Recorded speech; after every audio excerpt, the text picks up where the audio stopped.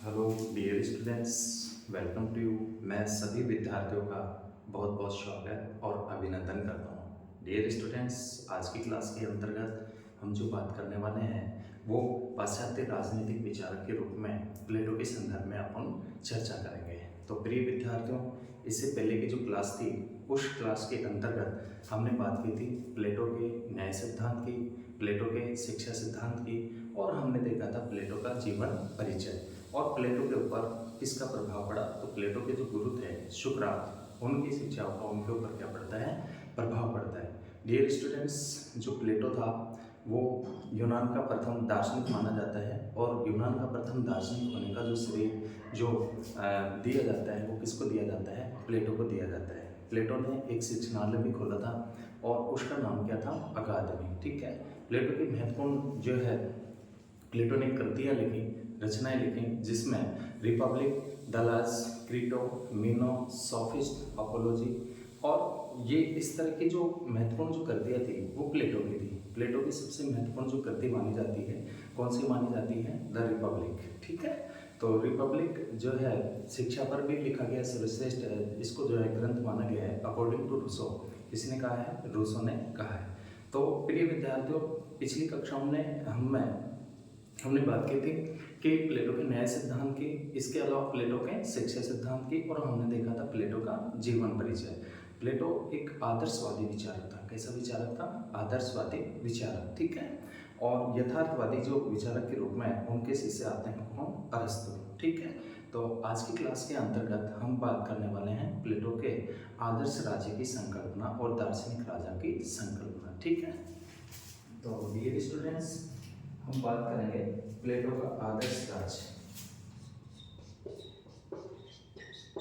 प्लेटो का आदर्श राज्य, प्लेटो का आदर्श राज्य व दार्शनिक व दार्शनिक व दार्शनिक राजा की संकल्पना, दार्शनिक राजा की संकल्पना या सिद्धांत। ठीक है, हम बात करने वाले हैं प्लेटो का आदर्श राज्य, आइडियल स्टेट और दार्शनिक राजा की संकल्पना। तो प्रिय विद्यार्थियों, आपको ध्यान रखना है कि जो है प्लेटो ने आदर्श राज्य का विचार, प्लेटो ने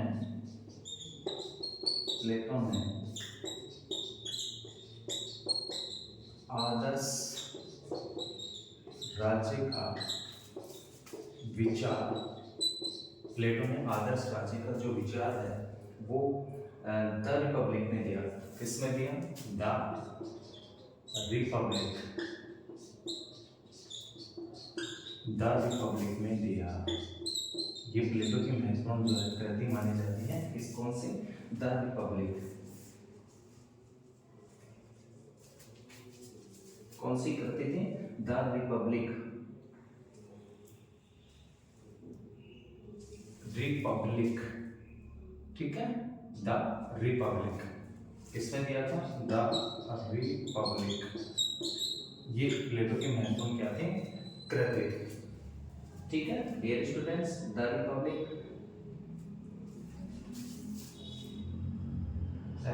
LIC, रिपब्लिक। ठीक है, इसमें उसने आदर्श राज्य का जो है विचार दिया द रिपब्लिक में।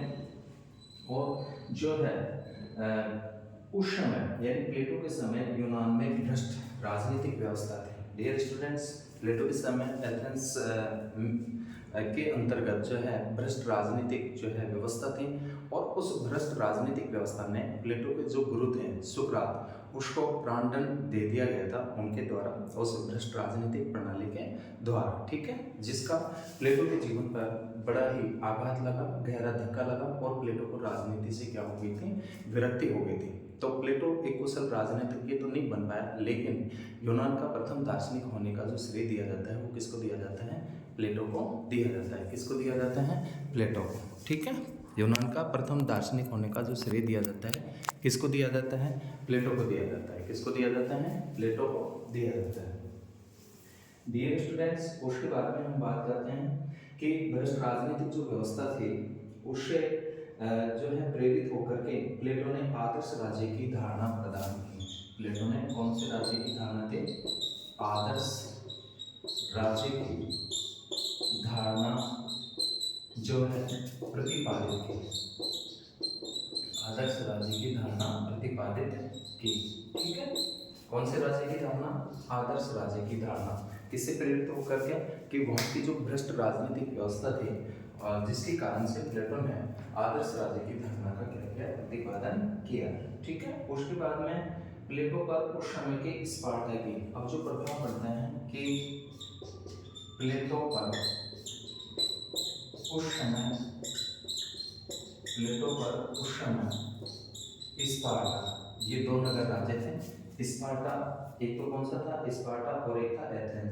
तो स्पार्टा की सैनिक वर्गतंत्री शासन, स्पार्टा की सैनिक वर्गतंत्री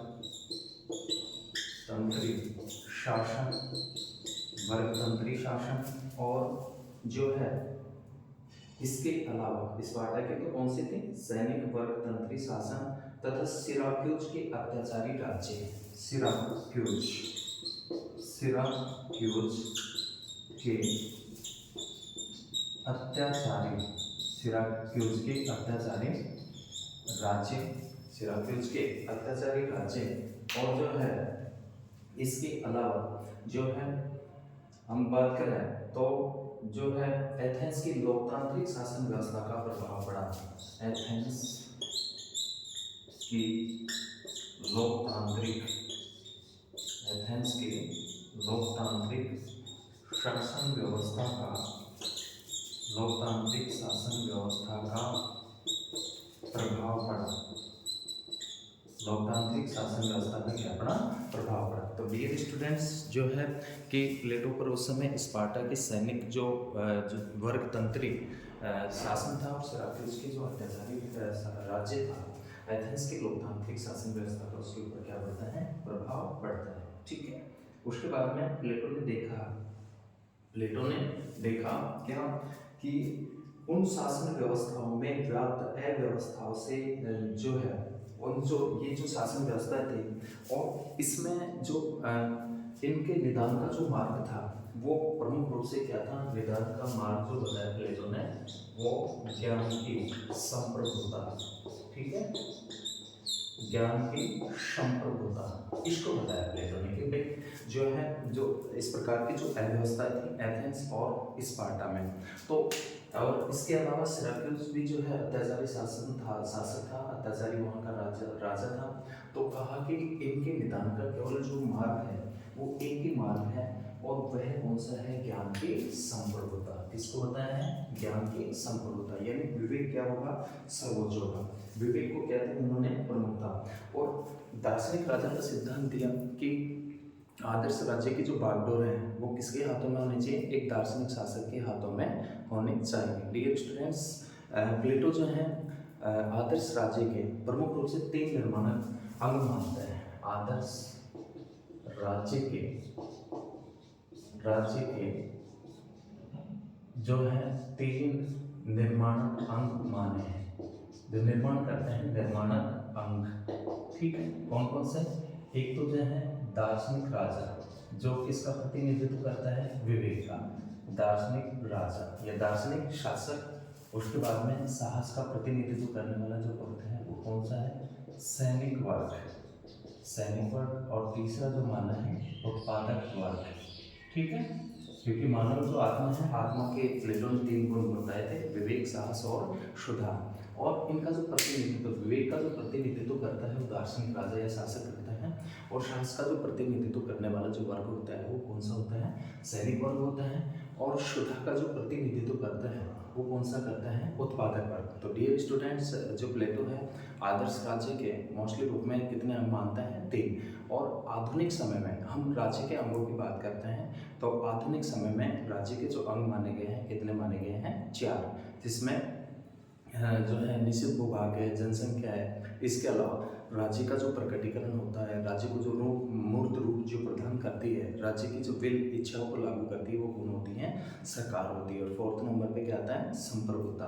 तो वर्तमान समय में राज्य के जो निर्माणक तत्व हैं या वर्तमान समय में जो राज्य के हम निर्धारक तत्व मानते हैं कितने मानते हैं? हैं 4, जबकि प्लेटो ने अपने समय में राज्य के निर्माण जो अंग बताए आदर्श राज्य के वो कितने मानता है, 3 मानता है, जिसमें दार्शनिक राजा या शासक, सैनिक वर्ग और उत्पादक वर्ग। ठीक है, तो कहने का मतलब डियर स्टूडेंट्स की जो व्याप्त जो बुराइयां थी उन शासन प्रणालियों में उनके निदान का जो प्लेटो ने जो मार्ग बताया वो क्या बताया कि एक ही मार्ग बताया कि ज्ञान की क्या निजी संप्रभुता होने चाहिए। ठीक है, किसकी संप्रभुता, ज्ञान की संप्रभुता।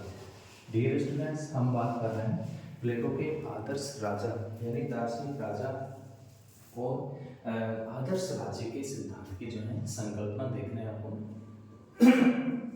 उसके बाद में जो है फिर बात करते हैं कि ज्ञान का संप्रभुता का सिद्धांत प्लेटो ने और ज्ञान की संप्रभुता का सिद्धांत। डियर स्टूडेंट्स ज्ञान की संप्रभुता,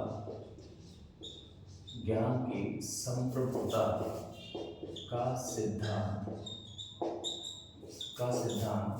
प्लेटो ने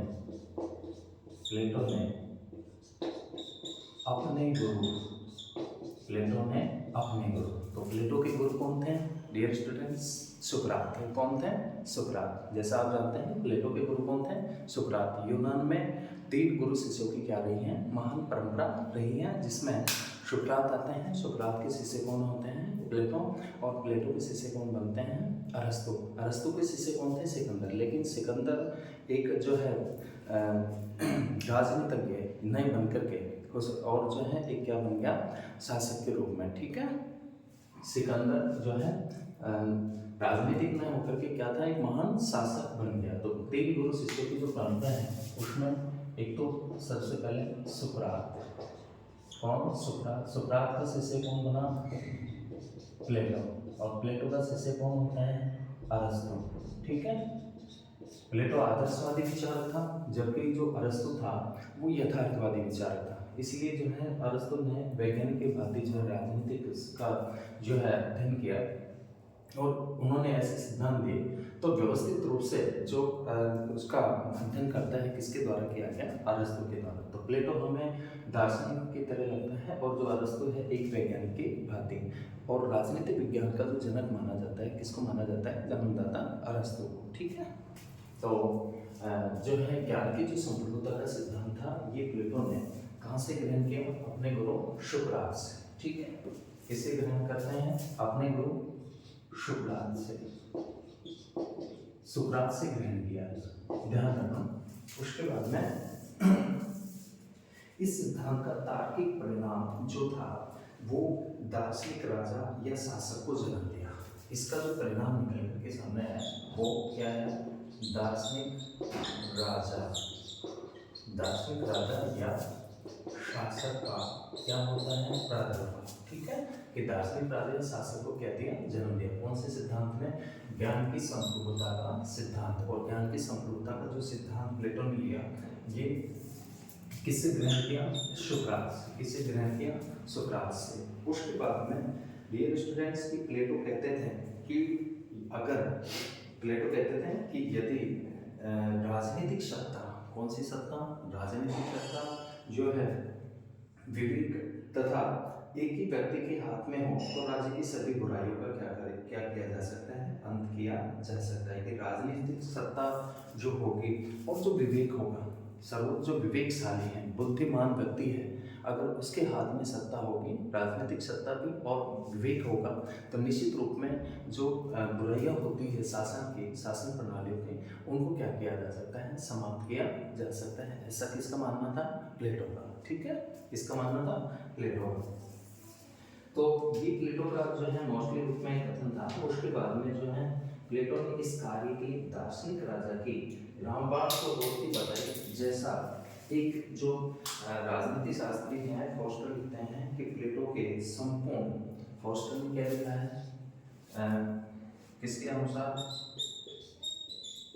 फॉस्टर के अनुसार, किसके अनुसार, फॉस्टर के अनुसार। फॉस्टर लिखते हैं कि प्लेटो के संपूर्ण राजनीतिक दर्शन में, उन्होंने लिखा है कि प्लेटो के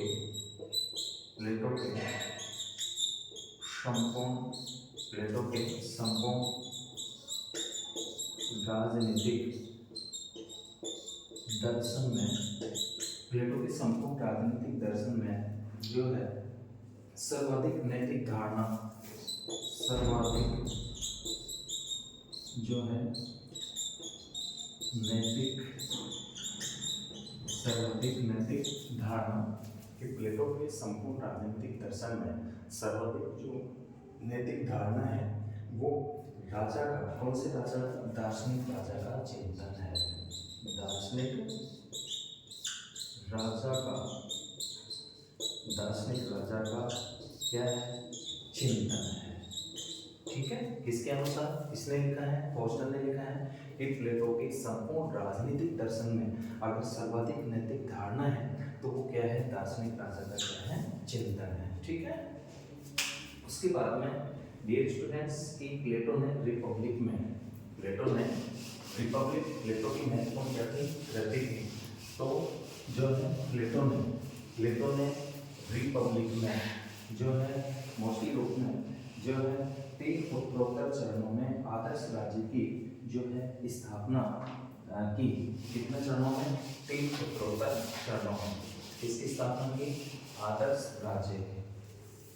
तो प्लेटो ने रिपब्लिक में, ध्यान रखना,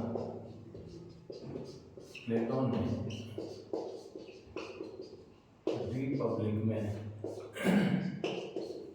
रिपब्लिक में जो है 3 उत्तरोत्तर, रिपब्लिक में 3 उत्तरोत्तर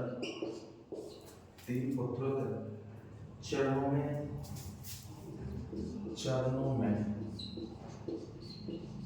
आदर्श राज्य की स्थापना की। 3 उत्तरोत्तर चरणों में आदर्श राज्य की कहते हैं स्थापना की। तो डियर स्टूडेंट्स, कौन से, एक तो जो स्वस्थ राज्य, एक विलासितापूर्ण राज्य और एक जो है न्यायपूर्ण राज्य। कौन कौन से, एक तो स्वस्थ राज्य, स्वस्थ राज्य, ठीक है, और दूसरा जो था वो था विलासितापूर्ण राज्य,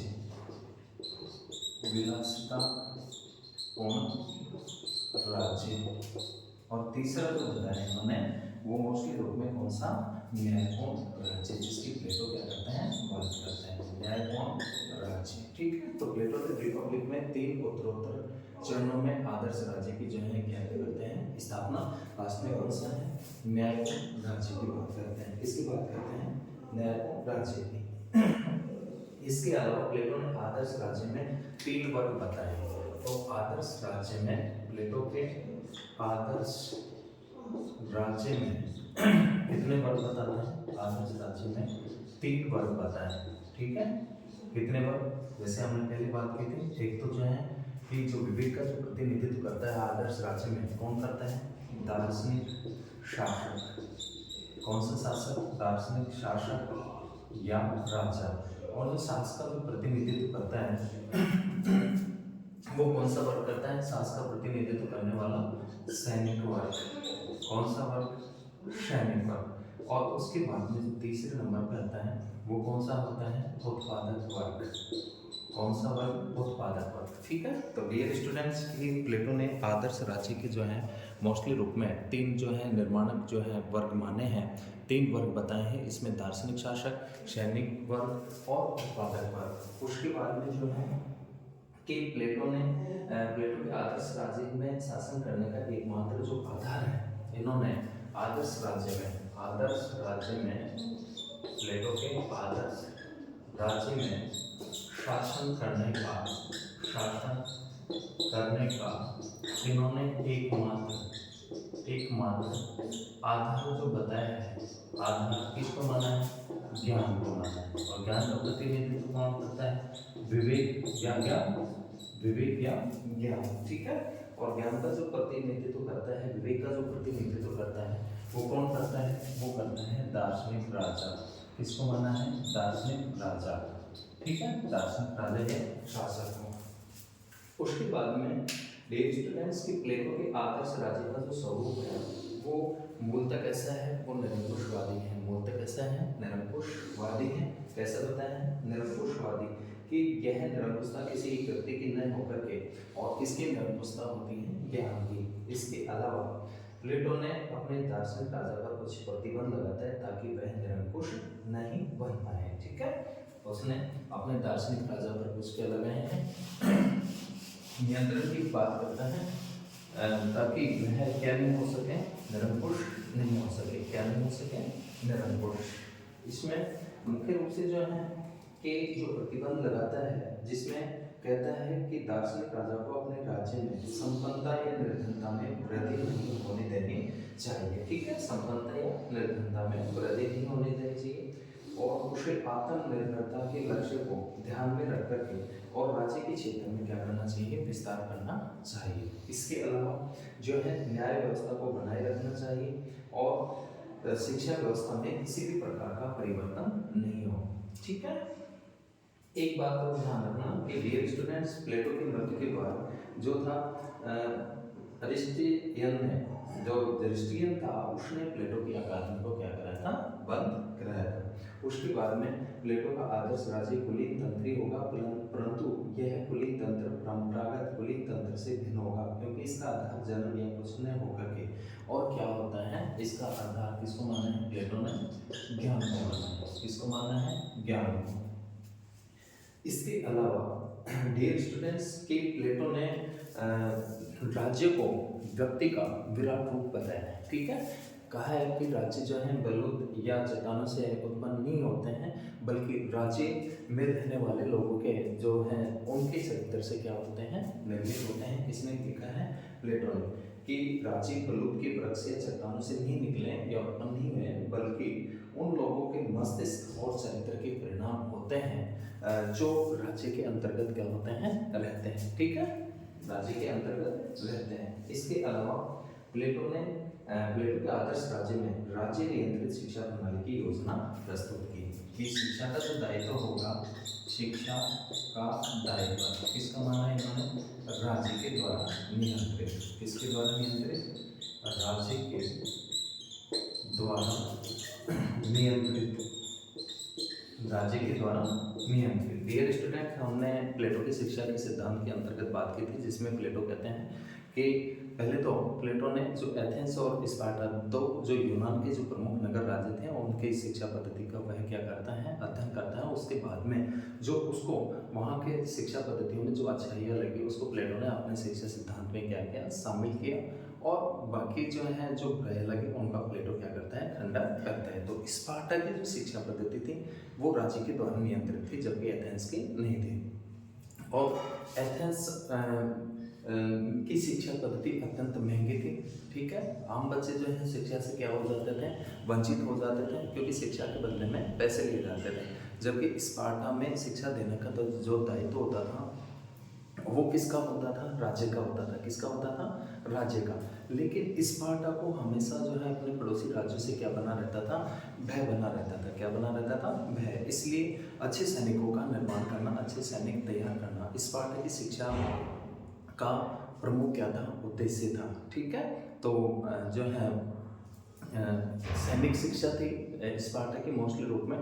तो दोनों का प्लेटो ने क्या किया, खंडन के जो है शारीरिक विकास के साथ साथ में मनुष्य का बौद्धिक और नैतिक चारित्रिक क्या होना चाहिए, विकास होना चाहिए, जो कि स्पार्टा की शिक्षा प्रणाली से ऐसा नहीं होता था। ठीक है, उसके बाद में जो है कि प्लेटो कहते हैं, तो डियर स्टूडेंट्स, शिक्षा का जो दायित्व है वो राज्य के द्वारा नियंत्रित, ये आदर्श राज्य के अंतर्गत प्लेटो क्या करता है, शामिल करता है। इसके अलावा और जो महत्वपूर्ण बात है कि प्लेटो के आदर्श राज्य में, प्लेटो के आदर्श राज्य में, प्लेटो के आदर्श राज्य में साम्यवाद की बात की थी हमने पूर्व कक्षा में कि प्लेटो दो प्रकार के साम्यवाद की बात करता है, एक संपत्ति विषय और एक परिवार विषय।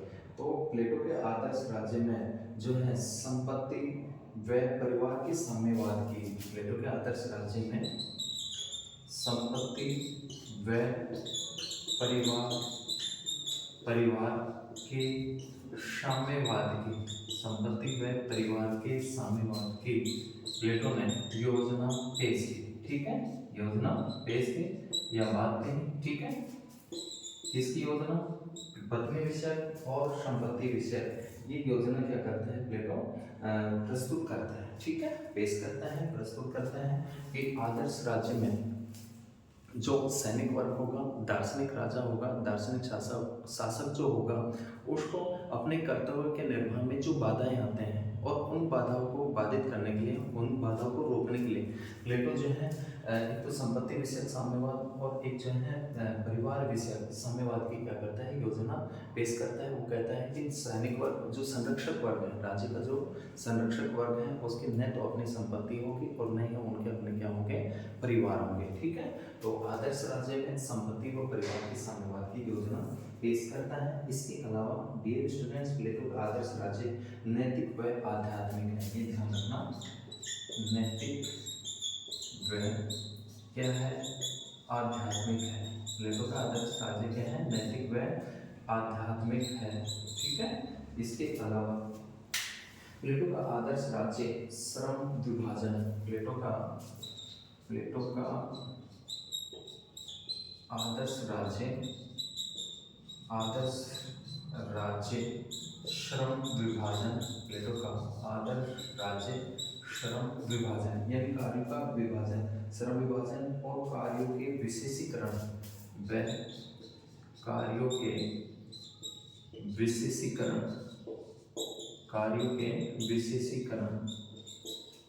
के सिद्धांत पर आधारित है। कार्यों के विशेषीकरण के सिद्धांत पर क्या है, आधारित है, ठीक है। ये ध्यान रखना, कार्य विशेषीकरण। प्लेटो कहता है कि वह राज्य न्यायपर है क्योंकि उन्होंने जो है मनुष्य की आत्मा के 3 गुण बताए थे और 3 गुण जो है विवेक, साहस और सुधार। डियर स्टूडेंट्स, प्लेटो कहता है कि विवेक का प्रतिनिधित्व दार्शनिक शासक करता है राजा, और जिसमें साहस होता है वो सैनिक वर्ग का प्रतिनिधित्व करता है, और वासना सुधा के रूप में कौन होता है, वो उत्पादक वर्ग होता है। तो जब ये तीनों वर्ग अपने अपने गुणों के आधार पर अपने अपने कार्यों को संपन्न करते हैं तो ऐसा जो राज्य होता है वो किस पर आधारित होता है, न्याय पर आधारित होता है। तो हम कह सकते हैं कि प्लेटो का जो आदर्श राज्य था वो श्रम विभाजन व कार्यों के विशेषीकरण के सिद्धांत पर क्या है, आधारित है, ठीक है। उसके बाद में जो है डियर स्टूडेंट्स कि प्लेटो का आदर्श राज्य जो है इसके अलावा प्लेटो ने राज्य को साध्य व व्यक्ति को क्या माना, साधन माना। ये ध्यान रखना, प्लेटो ने राज्य को क्या माना, साध्य का मतलब होता है लक्ष्य या उद्देश्य, और इसकी पूर्ति के लिए कौन साधन के रूप में किसको माना है, व्यक्ति को, ठीक है। साध्य के रूप में राज्य को बताया है और साधन के रूप में किसको माना है, व्यक्ति को। साधन के रूप में किसको मानता है, व्यक्ति को मानता है। इसके अलावा प्लेटो के आदर्श राज्य में सावयवी एकता पर बल दिया गया है। इस प्रकार प्लेटो ने राज्य के आंगिक और सार्विक सिद्धांत का प्रतिपादन किया है। प्लेटो के आदर्श राज्य में कला व साहित्य पर राज्य का क्या करता है, कठोर नियंत्रण रखते हैं, ठीक है। उसके बाद में डियर स्टूडेंट्स कि प्लेटो के आदर्श राज्य में शासन जो है लोकमत के प्रति जो है क्या नहीं है, उत्तरदायी नहीं है। और अरस्तु के अनुसार प्लेटो का जो आदर्श राज्य है समाज को परस्पर विरोधी वर्गों में बांटता है। साथ ही अरस्तु ने कहा कि प्लेटो ने अपने आदर्श राज्य में तीसरे वर्ग की क्या की है, उपेक्षा की है। तो डियर स्टूडेंट्स, आज की क्लास के अंतर्गत हमने प्रमुख रूप से जो है बात जो की है वो प्लेटो के आदर्श राज्य और दार्शनिक राज्य के सिद्धांत के संदर्भ में हमने बात की। प्लेटो ने आदर्श राज्य के प्रमुख रूप से जो निर्माणक वर्ग बताए, कितने बताते हैं, 3 बताते हैं, दार्शनिक, शासक, सैनिक वर्ग और उत्पादक वर्ग, ठीक है। इसके अलावा प्लेटो का आदर्श राज्य जो है शिक्षा पर आधारित, इसके अलावा न्याय पर आधारित, और ये कहें कि जो प्लेटो ने आदर्श राज्य का जो उल्लेख किया वो अपनी कौन सी महत्वपूर्ण कृति में किया है, रिपब्लिक में, ठीक है। डियर स्टूडेंट्स, मिलते हैं नेक्स्ट क्लास में, तब तक के लिए सभी विद्यार्थियों का बहुत बहुत धन्यवाद।